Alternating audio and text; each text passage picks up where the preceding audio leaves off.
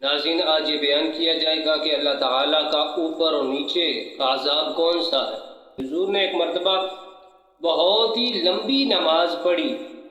صحابہ نے عرض کی، یا رسول اللہ صلی اللہ تعالی علیہ وآلہ وسلم، آج آپ نے ایسی نماز ادا کی ہے کہ پہلے کبھی بھی ایسی آپ نے لمبی نماز ادا نہیں کی، جیسا کہ پچھلی امتوں پر عذاب نازل ہوئے۔ تو ہے پروردگار، ایسا قحط کا عذاب میری امت پر نازل نہ کرنا۔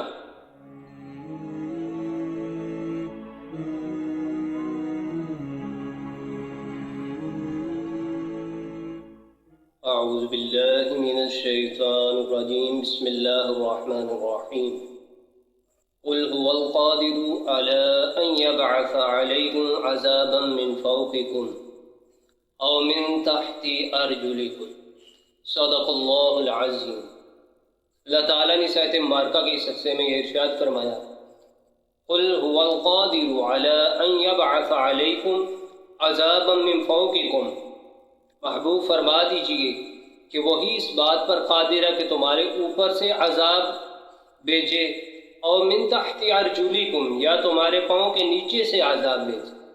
اوپر سے عذاب نازل ہونے کی مثال یہ ہے کہ جیسا کہ حضرت نوح علیہ السلام کی قوم پر طوفانی بارشیں آئیں جس سے پوری روئے زمین پانی سے بھر گئی اور کفار تباہ و برباد ہوئے، ہلاک ہوئے، جیسا حضرت لوط علیہ السلام کی قوم پر آسمان سے پتھر برسائے گئے تو اس طرح وہ ہلاک ہوئے، اس طرح ابرہا کے ہاتھیوں پر ابابیلوں نے آسمان سے وہ کنکریاں برسائیں جس سے وہ ملیا میٹ ہو گئے، یعنی اس کا سارا لشکر تباہ و برباد ہو گیا۔ اور نیچے سے عذاب ظاہر ہونے کی مثال یہ ہے کہ زلزلوں کا آنا، جیسا کہ اور اسی طرح جو قارون تھا وہ اپنے خزانوں سمیت زمین کے اندر دنس گیا، بارشوں کو اور فصلوں کی پیداوار کو روک کر بھی عذاب نازل کیا گیا، تو یہ نیچے کے عذاب کی مثال ہے۔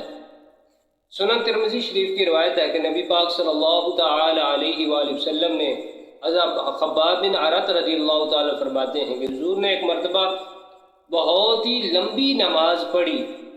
صحابہ نے عرض کی، یا رسول اللہ صلی اللہ تعالی علیہ وآلہ وسلم، آج آپ نے ایسی نماز ادا کی ہے کہ پہلے کبھی بھی ایسی آپ نے لمبی نماز ادا نہیں کی۔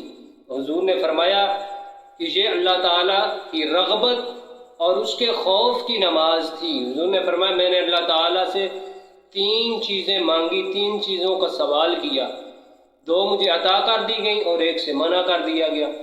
آقا کریم علیہ السلام نے فرمایا کہ میں نے بارگاہ الہی میں یہ دعا کی کہ اے پروردگار، میری امت قحط کے سبب ہلاک نہ ہو، یعنی بارشیں روک دی جائیں، فصلوں کی پیداوار روک کر، جیسا کہ پچھلی امتوں پر عذاب نازل ہوئے۔ تو ہے پروردگار، ایسا قحط کا عذاب میری امت پر نازل نہ کرنا۔ تو میری یہ دعا قبول ہوئی۔ اور دوسرا، میں نے بارگاہ الہی میں یہ سوال کیا، اے پروردگار، میری امت پر ایسا دشمن مسلط نہ کرنا جو انہیں بالکل ختم کر دے۔ تو یہ بھی میری دعا قبول ہوئی۔ اور اس کے بعد حضور نے فرمایا، تیسری مرتبہ میں نے یہ بارگاہ الہی میں یہ سوال کیا کہ اے پروردگار، میری امت بعض سے جنگ نہ کرے، اس سے مجھے روک دیا گیا۔ یعنی پہلے تو جو سوال تھے، دعا تھی، وہ اللہ تعالیٰ ان 2 دعاؤں کو قبول فرما لیا، اور جو تیسری تھی اس سے مجھے روک دیا گیا۔ ناظرین، یہ تو نبی پاک صلی اللہ تعالی علیہ وآلہ وسلم کی دعا کے وسیلے سے ہی تو ہم بچے ہیں، ورنہ تو پہلے جو امتیں ہلاک ہو گئیں، تباہ ہو گئیں۔